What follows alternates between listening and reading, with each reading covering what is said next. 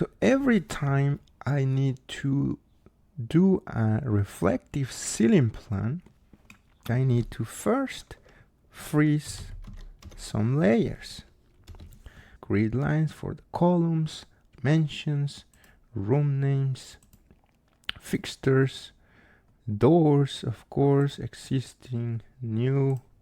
I don't need any of these extra information such as grab bars, thermostats, equipment, electric panels, column bubbles, and so on. Not only that, but I will need certain layer line types to change. For instance, soffit over here, instead of being dashed, I will need to show as continuous. Doing all of this process manually will bring problems. You'll miss to freeze or unfreeze some layers, like in this case, this line is for the curve. And I will have to also add some geometry in my RCP for my door headers. I'll have this geometry one by one. If I have 100 doors, this would be a tedious task.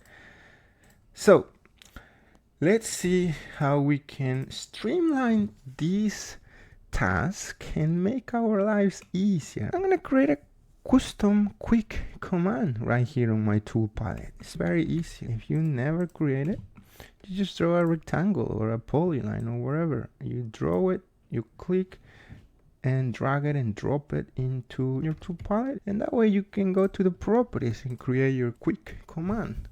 In this case, we can call it lazy RCP if you want. We're gonna create a code to do all of those steps that we have to do manually over and over for each RCP that we do.